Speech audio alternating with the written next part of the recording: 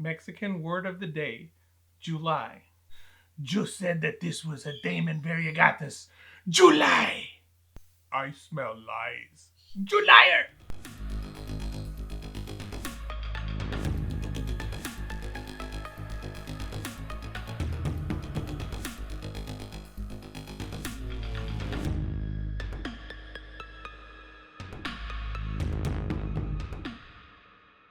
Hello Tarantula lovers, I'm Alex and you're watching Tarantula Haven.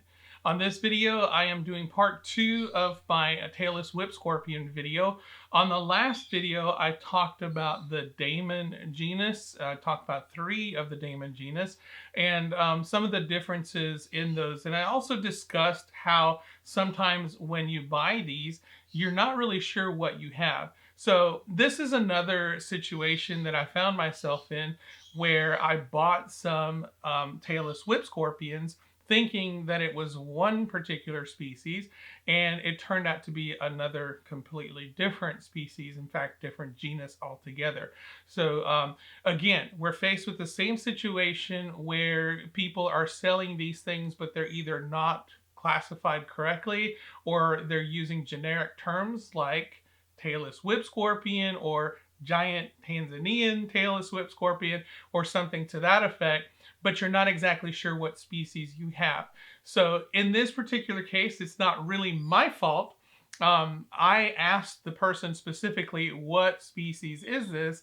They looked through their book, went down their list, and said, this is Damon variegatus. And if you watched my episode on the Orlando Repticon, you'll see that that is what I thought I had purchased. So when I did that video and I showed them to you, I said, these are Damon variegatus. Well, I explained on my last video that I had another retraction to make. This is that second retraction. I do not have Damon variegatus.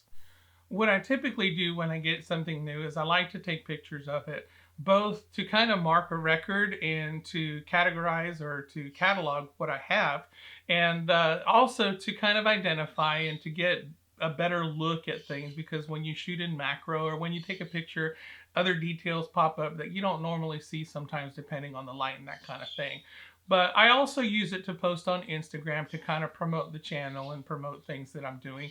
So I posted it on Instagram, and when I posted it, thinking that I had Damon variegatus, I posted that this was Damon variegatus. Well, it didn't take long for someone more knowledgeable than I am on tailless whip scorpions to post on there, hey, this is not Damon variegatus. In fact, it's not even a Damon species. This is a completely different species. This is most likely a Phrynus species. So, of course, me being curious and wanting to know what I have, I asked them, well, what do you think this is? And they didn't respond. So, of course, I have to go do research now because I don't like not knowing what I have. So I went out and I looked it up, and I figured, I would put 2 and 2 together. I live in Florida. There are Florida tailless whip scorpions, so I assumed that it might be a Florida species. So I looked up Florida tailless whip scorpions, and what came up was Phrynus margina maculata, and that is the Florida tailless whip scorpion, I believe. So it is something that is local. It's native to Florida.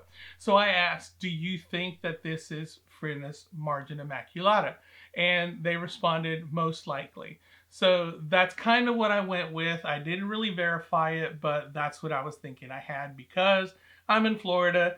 That's probably what they have. So anyway, I showed this on my Repticon video, but I'm going to show you again as a reminder, as a refresher. But this is what I have. Let me scoot it over this way toward the light. And this is the tailless whip scorpion that I got. So as you can see here, there is some banding on the legs. It's a little bit dark right now. Sometimes it seems to be a little bit lighter, but right now it's pretty dark. And it has very dark palps. A little bit of reddish on the legs there, but some variegation going on in the carapace there. Some markings on the abdomen and so on. So this is, what I thought maybe was Phrynus margina maculata. So, of course, I can't leave things alone. and I went and I looked up some more pictures of Phrynus margina maculata, and I felt like they didn't look the same, especially after comparing my macro pictures where I could see a little bit closer at the markings and things like that. So it led me to believe that maybe this was not Phrynus margina maculata.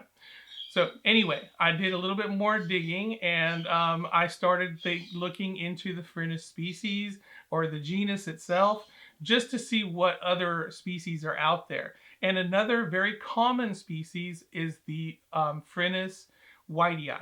So this one is very commonly kept, and it's a very beautiful species. So I thought, well, that would be cool if I had Phrynus whitei. That's a very nice looking species, but they have very distinctive markings that you can tell pretty much right away what they are. So I looked up Phrynus whitei, and it didn't appear that I had Phrynus whitei either, because when you look at Phrynus whitei, the markings on the Phrynus whitei, they tend to have these little red patches on their by their eyes. They almost look like little rosy cheeks, and they're pretty cool when they are first molted, because they kind of look like a greenish, almost a neon green, but then of course they change color once they harden and they turn into that nice reddish color. So I obviously did not have Phrynus whitei. So what exactly did I have? I figured the best way for me to determine what I had was to go out and look at pictures of Phrynus margina maculatus and do a comparison with the pictures that I took myself. So I went out online and I looked at as many pictures as I could and downloaded them just to see what they look like in comparison to mine. I took some pictures of my own tailless whip scorpions, and I used those as a frame of reference to compare them to the pictures that I downloaded from Phrynus margina maculatus. One of the key things that I noticed about mine was that it had some banding on the legs, and that the carapace and the abdomen were not very dark. In fact, they had some distinct markings on them. On the legs toward the end, after the first joint, I noticed that the legs kind of turned a reddish color. So those were things that I was looking for to compare them to. If you examine this picture of the Phrynus margina maculatus, you can clearly see that there's no banding on the legs. The carapace is much darker, not as much variegation on it, and the abdomen is a little bit more plain and doesn't have as many distinctive markings. I also seem to notice a difference between the palps. It seems to me that the margina maculatus has smoother palps than the one that I have. This could be just me comparing a younger specimen to an older specimen, but that's the whole reason why I downloaded several pictures, so that I could have more than one visual to compare it to. Here's another example of my tailless whip scorpion. This one's a little bit more close up. You can see the distinct markings on the carapace, again the banding on the legs, and it looks like there's quite a few spines on the smoother side of the pedipalps. Here's a close-up of Phrynus margina maculatus, and on this one you can clearly see the carapace has no variegation on it. In fact, it looks almost completely different from mine. And also this one has the pedipalps extended, but you can see that they are not as spiny, I guess. On the smooth side of the pedipalps, it looks like they're more beaded and not have those little spines sticking out. And here's another body shot of my tailless whip scorpion. There's more emphasis here on the abdomen, so you can clearly see the markings on the abdomen. There's some distinct yellow marking, and then of course you've got these little red or orangey swirls that appear on there. The carapace on this one's a little bit darker, but still there's variegation on it, and the patterns on there are quite different. Again, there's banding on the legs and the little spines on the pedipalps. And here's another example of the margina maculatus. And on this one, you can see a little bit of a pattern on the abdomen, but not quite as distinct as the one on mine. And again, no banding on the legs. and the pedipalps appear a lot smoother, more beaded, and not spiny.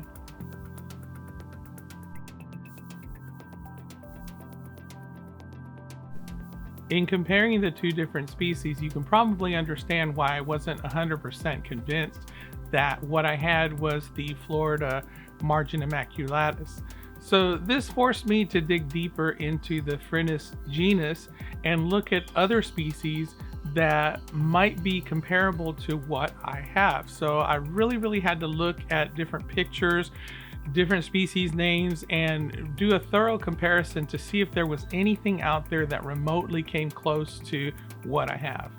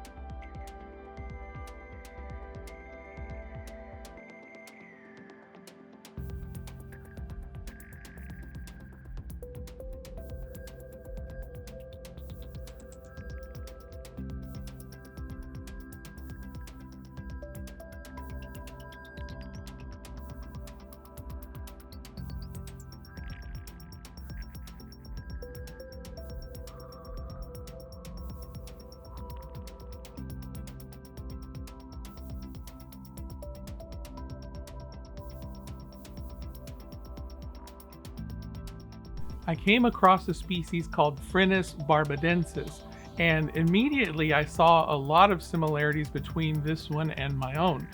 For example, if you notice the legs, this one has the banding on the legs, And another thing that I noticed right away is on the pedipalps. Notice the little spines that are on the smoother side of the pedipalps. Both of the carapace share similar markings, and even the starburst pattern that appears on from the center of the carapace there. Also, the abdomen had very similar markings, although you can't see it very well on the example that I got from online.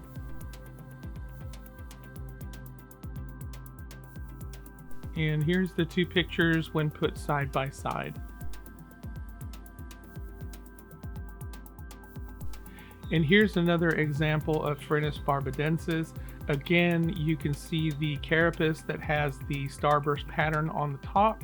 Not as much modeling on this one, although the exoskeleton looks a little bit rough on this one, a little bit more grayish, but you can clearly see the pattern on the abdomen there, and of course the banding on the legs. And it looks like I can see some of the spines that are on the smooth side of the pedipalps, but I'm not entirely sure on this picture. And here's the other example of mine for a frame of reference. And here are the two side by side for comparison.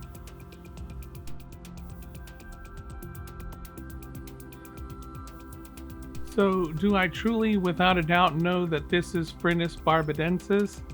I'd like to say yes, but unfortunately, I'll probably say I'm 90% sure it is, but I can't know for sure without maybe some expert advice. So if you happen to know for sure and can say, yes, this is Phrynus barbadensis, or I'm mistaken and it actually is margin immaculata, please let me know in the comments below, and I would really appreciate it.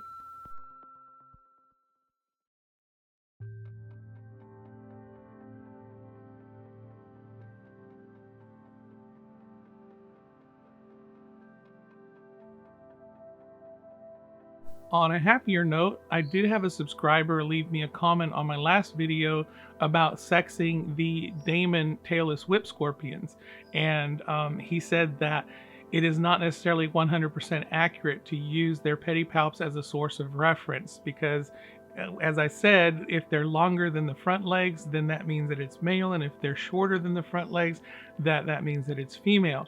And he said that this is not necessarily 100% sure because he's had females that have grown their pedipalps longer than their front legs. And he said the best way to tell is by looking at the underside, similar to ventral sexing tarantulas.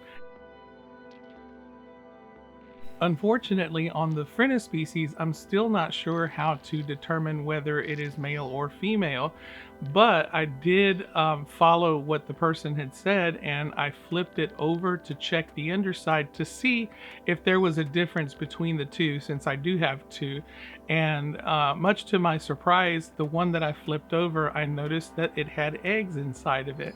It doesn't look like these eggs are developing, but I can pretty much say that this is probably a female. So this also gives me a frame of reference as to what the underside of a female looks like. So I checked the other one and turned it over to look at the underside as well, hoping maybe it was a male and I could see the difference between the two. And much to my delight, not only did I find out that it was female, but I also found out that the eggs it was carrying were developing. So if you notice that the bottom there looks different, it looks like a window, and inside that window you can see the developing eggs. So she is gravid, and this leads me to believe that they are wild caught, and she was probably fertilized in the wild and then caught and sold to me. And now I've got a gravid female that may have babies in my care. So I'm really excited about this, especially the idea of having babies, and not only that, but learning more about them and maybe even being able to tell the difference between male and female. So that's it for me today. I hope you enjoyed it. One thing that I did get out of all of this is that I definitely have to do my homework on Ambly pig eye. I want to learn as much as possible on the species that I do have. There is a book that I'm interested in, and I'll post that right here. I did purchase a book on praying mantises from the same author. I call him Professor McGonagall because his last name is McGonagall, and I am a Harry Potter fan. But yeah, it's a very interesting book. It's very thorough as far as explaining the different characteristics about praying mantises. So So I'm sure it's probably the same thing on amblypigi, and it's pretty cool. So that's definitely something that I want to invest in so that I can learn as much as I can, especially now that I know that one of my females may be gravid and I might be having little babies to deal with, and I want to know how to take care of them as best as possible so that they survive. I also want to give a huge thank you to Jonathan for letting me use his photos of his Phrynus whitei. They're such a beautiful species. It's definitely something that I'd like to find in the future and keep also. Yeah, if you want to follow Jonathan on Instagram, he is at Envenomated. And he's an awesome breeder of tarantulas. He's a master at breeding pokies and other species as well. So if you'd like to take a look at his stuff, follow him on Instagram at Envenomated. Hey, this is Rose. We call her Fat Cat because she's so fat. I call him Fat And Man as a fellow cat lover, I wanted to express my condolences over Steve Cash. Such an entertaining YouTuber. His videos always made me laugh, and it's such a terrible loss that we lost him in the way that we did.